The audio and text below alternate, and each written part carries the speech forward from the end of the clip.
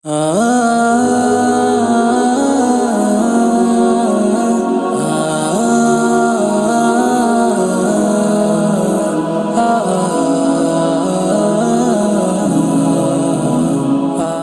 میں ہر سال بیان کرتا ہوں، یہ ہم اور آپ یہ سبق بھول جاتے ہیں، صرف یاد دہانی کے لیے دہراتا ہوں۔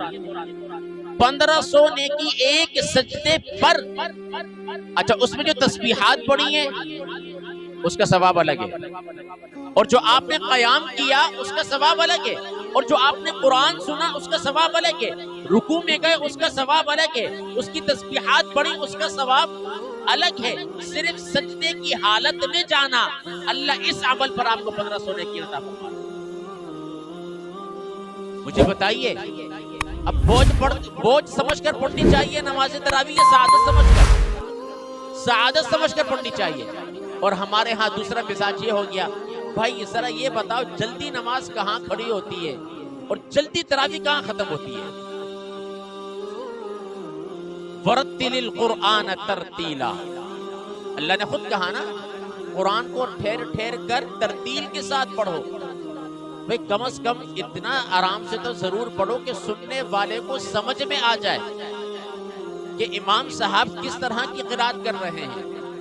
اور ہمارے ہاں کیا ہوتا ہے اب تو الا ماشاءاللہ، اب تو ہم کوشش کرتے ہیں کہ بھئی صورتوں میں تراویح کہاں ہوتی ہے۔ اب تو لوگوں نے اور اپنی آسانی کے لیے فیکٹریوں میں یا پھر اپنے گھروں کی چھتوں پر نماز تراویح کا اہتمام کیا، اور اگر کوئی بچہ ان کا حافظ نہیں ہے، چند پارے پڑھیں تو وہ کہتے ہیں بیٹا آخری صورتوں میں پڑھا لو کافی ہے۔ تو خدا کے لیے ماہ رمضان المبارک کو جو فضیلت حاصل ہے وہ قرآن کی وجہ سے حاصل ہے کہ اللہ نے اس ماہ مبارکہ میں قرآن مجید کو نازل فرمایا۔ اور یاد رکھیں، میرے والد محترم کہتے ہیں کہ جس کو قرآن پڑھنا نہیں آتا وہ ماہ رمضان المبارک کے اندر قرآن مجید پڑھنے کی کوشش کرے، اللہ رب العالمین اس کی زبان پر قرآن کو جاری فرما دے گا۔ اور اگر آپ کی اسپیڈ بہت اچھی ہے، ناظرہ خواہ آپ قرآن پڑھ سکتے ہیں بہت اچھا، تو بہت اچھی بات ہے۔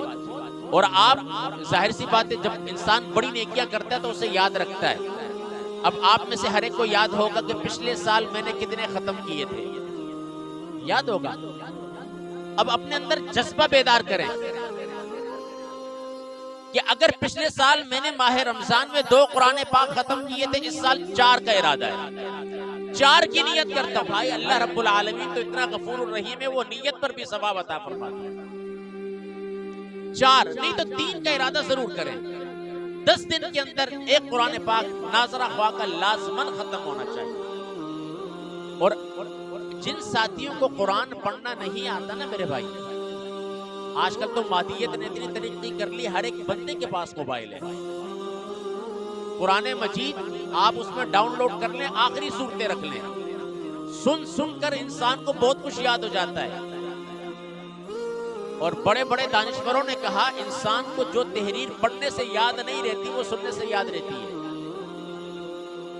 اگر آپ چھوٹی صورتیں، آخری 10 صورتیں یاد کر لیں، یہ میسج ان لوگوں کے لیے جن کو فقط سورہ کوثر اور سورہ اخلاص یاد ہے، انہیں چاہیے کہ وہ آخری صورتوں کو زبانی یاد کریں۔ اور جن کی اسپیڈ ہے ناظرہ قرآن اچھے طریقے سے روانی کے ساتھ پڑھتے ہیں، انہیں چاہیے کہ روز مرہ ہم جن صورتوں کو پڑھتے ہیں، جس طرح سورہ یاسین ہو گئی، سورہ رحمان ہو گئی، سورہ ملک ہو گئی، اس طرح کی صورتوں کو آپ حفظ کرنے کی کوشش کریں۔ سورہ ملک کے اندر ٹوٹل 30 آیات ہیں، اگر روزانہ ایک آیت بھی آپ زبانی حفظ کریں، سارا دن اس کی تکرار کریں، تو 30 دن کے اندر آپ کو سورہ ملک یاد ہو جائے گی۔ اور سورہ ملک قرآن مجید کی وہ سورت ہے، اس کی فضیلت یہ ہے، اللہ رب العالمین کے پیارے نبی نے ارشاد فرمایا یہ عذاب قبر سے نجات دلاتی ہے۔ کیا کرتی ہے؟ تو کوئی مشکل کام تو نہیں ہے، روزانہ ایک سورت، ایک آیت کا یاد کرنا کوئی مشکل نہیں۔ تو آپ کوشش کریں کہ ایک ایسا نظام الاوقات ترتیب دیں کہ اس میں آپ کا یہ عمل جاری و ساری رہے۔ اگلی بات، کوشش کریں کہ ہر اچھی عادت اپنائیں، اور کوشش کریں جو بری عادت، بری خصلت آپ کے اندر موجود ہیں اس کو باہر کریں۔ جب تک بری عادت باہر نہیں نکالیں گے اچھی عادت اندر داخل نہیں ہوگی. اس لیے کہ تن پاکیزہ رہے من گندا رہے تو پھر بیکار ہے. من کو دھونے کی کوشش کریں. اور من کیسے دھلے گا؟ روزانہ کثرت سے استغفار پڑھنے سے من کی صفائی ہوتی رہے گی.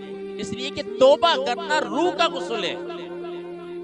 جتنی بار کرو گے روح میں نکھار پیدا ہوگا. جب روح میں نکھار پیدا ہوگا تو عبادت میں لذت حاصل ہوگی.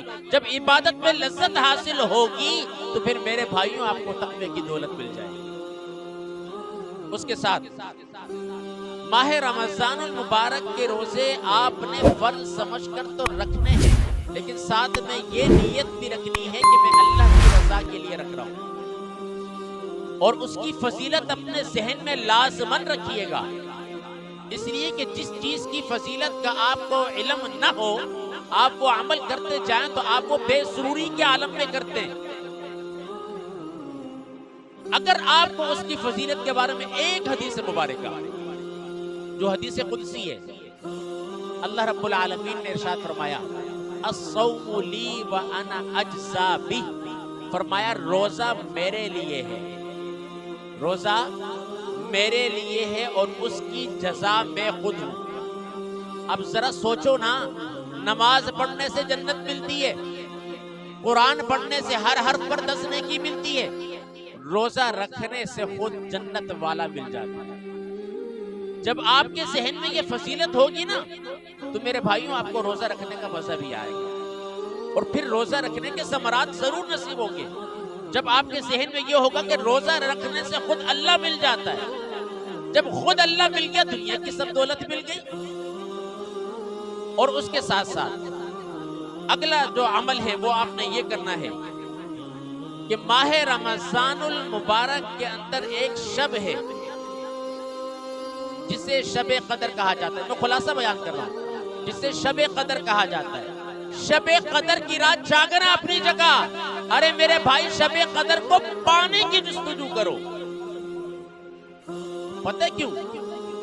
یہ میرے پاس کتاب موجود ہے، صاحب تفسیر روح البیان امام جلال الدین سیوطی علیہ الرحمہ نے لکھا، فرمایا جسے شب قدر مل جاتی ہے نا، جبریل امین اس سے مصافحہ کرنے آتے ہیں، جو ملائکہ کے سردار ہیں. کیا کرنے آتے ہیں؟ فقط سلام کرنے آتے ہیں. مجھے یہ بتائیے کوئی آپ کو یہ کہے کہ بھائی وقت کا حاکم صرف آپ سے سلام کرنے آ رہا ہے، آپ کا سینہ تو فخر سے چوڑا ہو جائے گا. ارے بھائی میری اتنی حیثیت ہے کہ وقت کا حاکم مجھ سے ملنے آ رہا ہے. ارے حاکم تو دور کی بات ہے، کوئی آپ کو یہ کہے کہ آپ کے محلے کا میں نے آپ سے ملنے آ رہا ہے تو آپ تو چوڑے ہو جائیں گے. ڈیمانڈ ہے کہ اگلا میرے پاس خود چل کر آ رہا ہے.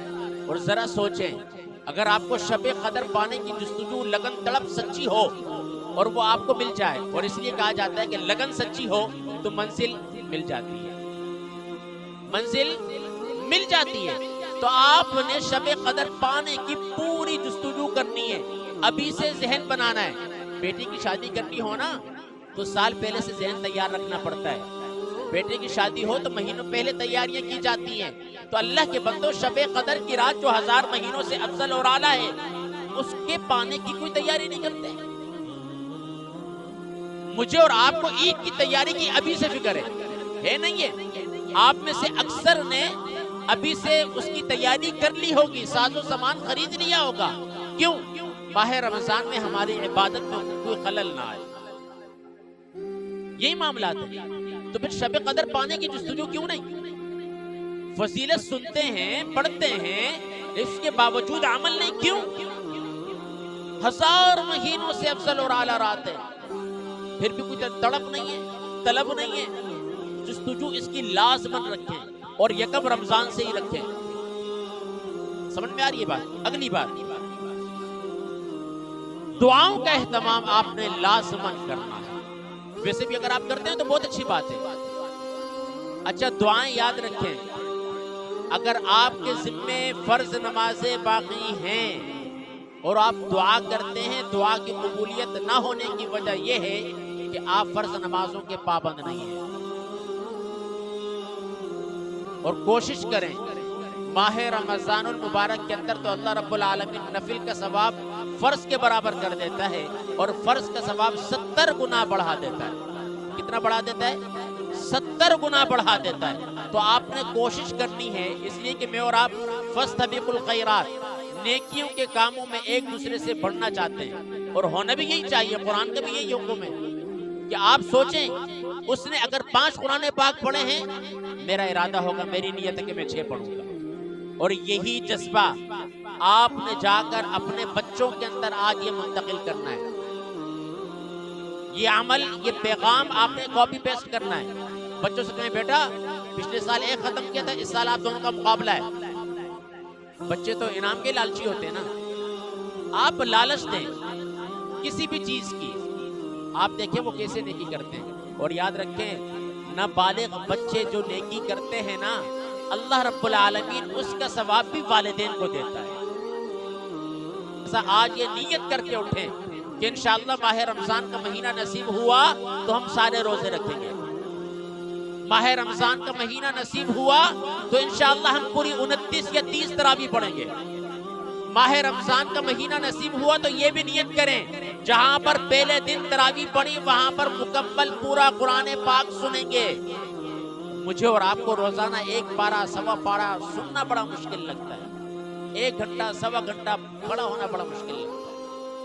और किसी के इंतजार में कहीं चौक पर, चौराहे पर खड़े हो जाएं तो कोई बड़ी पार्टी आ रही हो जो लाखों का मुझे और आपको फायदा दे रही हो और वो कह दे सॉरी मैं लेट हो गया, तो आप क्या कहते हैं? कोई बात नहीं। क्यों? वहां पर मफाद नजर आ रहा है। तो बंदे खुदा के नमाज तरावी में मफाद नजर नहीं आ रहा आपको? मैं और आप दुनिया के मफाद के लालची हैं, दीन के मफाद के लालची नहीं है। ये खुल्लत आजाद है, ये मुनाफिकत है, ये मोमिन की सिफात नहीं है। तो आइए ये अहद मुसम्मम करेंगे इंशाअल्लाह। इस माह रमजान को हमने साबिका तमाम रमजानों से जुदा बनाना है और अफजल बनाना है। कोई मुश्किल काम नहीं। मैंने फिर कहा, लगन सच्ची हो तो मंजिल मिल जाती है, मंजिल मिल जाती है अगर आपकी तड़प सच्ची है। तड़प सच्ची नहीं है तो मेरे भाई सब कुछ बेकार है। फिर एक रस्म होगी, एक रिवाज बन जाएगा, रिवाज की तरह मैं और आप माह रमजान गुजार देंगे।